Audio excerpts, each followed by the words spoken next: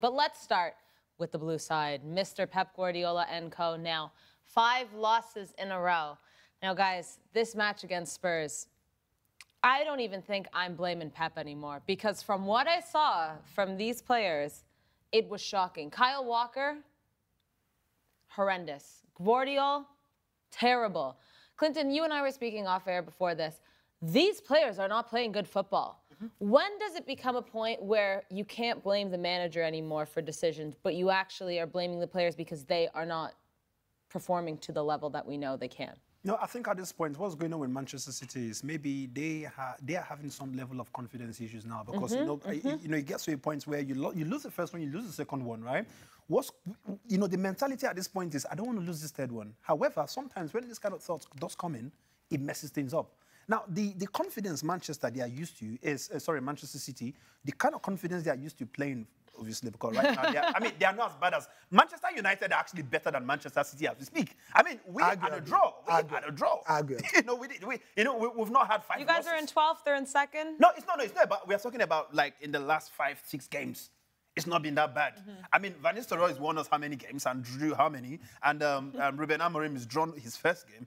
It's not a loss. Listen, now they are beating Man City like thieves. Like, the way they are beating Man City right now, you would think they went to a marketplace, got some item and they didn't pay, and they just escaped. And they looked at them through the CCTV and started chasing them. That's what is happening with Manchester. Listen, the truth is, remember one of the shows we're talking here, I literally said this same exact thing before that match, and I was trying to find the video to even put on social media at some point, but, I couldn't find the particular one or the particular time. But what I was saying is, Manchester City, without Kevin De Bruyne and Rodri, is as good as an average team like Crystal Palace in the Premier League. And I also said to you guys that, yes, I understand that Kevin De Bruyne is back. But you did mention on the show that he's probably not going to start. And they're probably going to bring him in when things are not going south. Exactly. And he still came in. What was still the result? It was still 4-1, right? 4-0. Hey! God, I was even dashing them one all this while in my heart. No, they didn't even score. God have mercy on me. So you see, right now, what is going on is I don't know if I would even say I want to blame Pep. I don't think Pep is the issue here. The fact is, he does not have the kind of players that you can decide to say, even when I'm not there, you guys can do something. You understand? They were relying on the 2 engine rooms of that team. And the fact that one is totally out and one is still coming back, nothing would happen. And that is the Manchester City that we are going to continue seeing until we have these 2 beasts back on that pitch. Yeah. Trust me, I'm telling you the truth. How do you feel about Man City? Not as an Arsenal fan. No, something is definitely not right. I can't put my finger to it, and evidently neither can Pep. Let's enumerate them. Haaland is being unconscionably bad. Yeah. There are some stuff that some people can mitigate them. That, for example, we all know that in the last couple of seasons, in the late autumn, they are bad, and then they refresh themselves and come in general. But there's something that's not right about this particular one.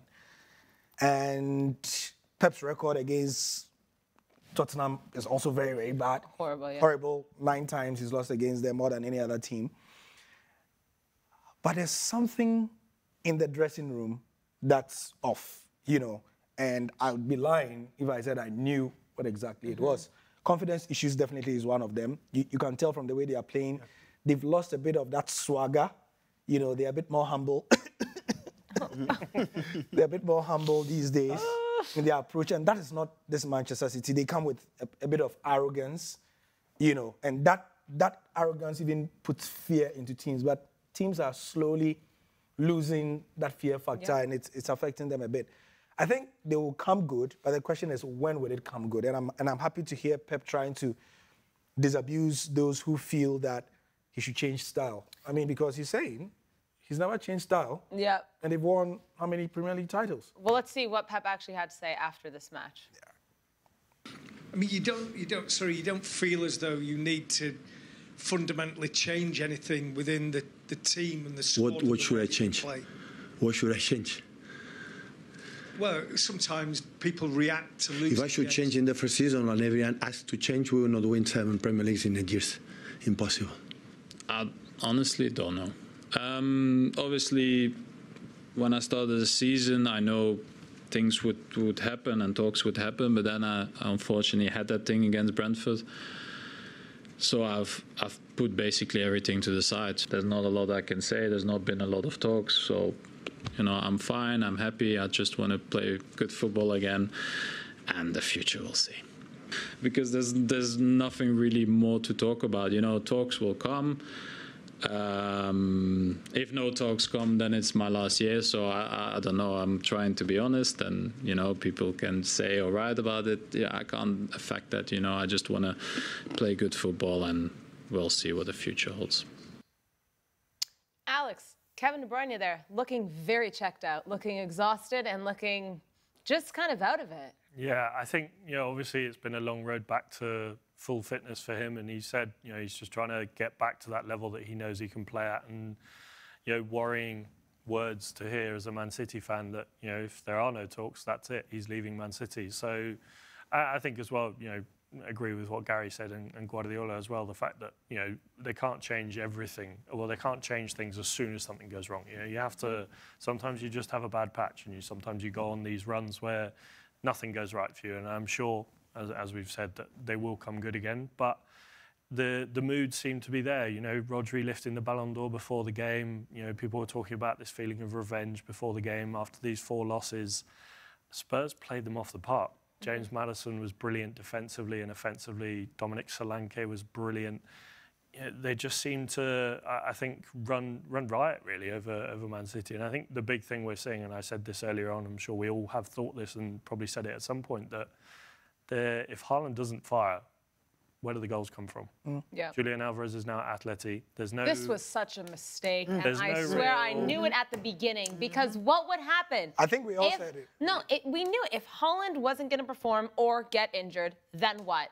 And Where they're did the paying goals the price come for it, because guess who's scoring for Atleti? Yeah. Julian Alvarez. I think also the big thing is the midfield. You know, we talk about Rodri, but not only Rodri, Kovacic being injured. The 3 of them. You take out, Guardiola was talking about the fact that he had to play Gundogan as a holding midfielder because Kovacic is injured. Naturally, he would play him further deeper. Players are playing out of position. Yeah. You know, City are, I think, learning what it is like to have perhaps not the squad depth that they would want, and they have to, you know, without a shadow of a doubt, do some business in January, whether that means bringing in Zubimendi from Real Sociedad or looking elsewhere, but someone has to come into that midfield because at the moment it's not working. They're absolutely going to do some spending in January. Clinton, speaking about the Ballon d'Or, you want to check in with our YouTube chat. Have you seen anything that looks interesting to you? Yeah, I mean, somebody did mention something that is still pissing me off when people say this, because I feel like that should not be the case. Yeah, you don't... See, listen, Rodri was the right person for the Ballon d'Or. I mean, no, he wasn't. But the person who they think is or should be is still not the person who I think should be winning it. Whether we like Vinicius does not deserve it. I'm not hiding my mouth, right? If it's not Vinicius, if it's not Dani Carvajal, I would have given it to Rodri or Lautaro Martinez. Listen, I don't care what anybody thinks about Vinicius, but to me, listen, even with what he did yesterday on the pitch, playing Leganés, he still doesn't. If I had the opportunity to give Ballon d'Or, I'm still not giving it to Vinicius because he still does not deserve it. And I'll tell him to his face. So anybody that's thinking, oh, Rodri stole blah, blah, blah, no. It's not about Ballon d'Or. Let's cut this whole crap. It's the fact that Manchester City, they are not just the Manchester City we used to know. The players who make things happen are just not there. Kevin De Bruyne was not there from the start. Rodrigo is not going to be there at all. So what do we expect? We've just said it, that players are playing out of position. When players are playing out of positions, what do you think would happen? This is football. You're not playing... Manchester City are not going to play Crystal Palace, or they were not going to play Ipswich, that obviously my team could not win convincingly.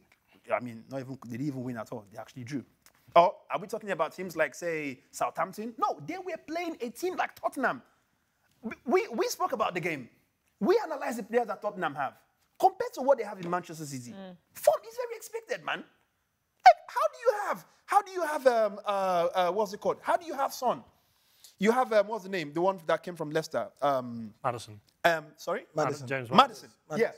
And then you have people like, did Brennan Johnson play? Yeah, Kulusevski. No, look at the names you're mentioning. Even if I was in Manchester City, I would have given them the points already because I know that there's no point of us trying. Like, this is, we look at the game and we are, talking as if Manchester City played against some little team. At some point, Tottenham, they're as good as. But Clinton, I think the point is that, even Spurs this season have been wobbly, haven't they? And there's been talk that Theirs has been like it's been like this. But the thing is, sorry for cutting you, right? But the truth is, the thing about Spurs is listen, I said it even before this previous. I said when they want to be good, they are very good, and when they want to be wobbly. But a Pep team, though, that's the thing. I mean, this is a Pep team.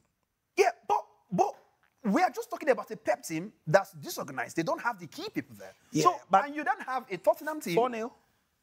That's what I'm saying. I mean, they are disorganized, but 4-0 is... That is the Ange Postecoglou way, though. You either win 4-0 or you get beat 4-0. I think that's the other thing we have to take into, like, we have to factor in the Spursiness of all of this. Spurs are now going to go and lose their next 3 matches. Do you know what I mean? Like, it's going to happen. So take it with a grain of salt.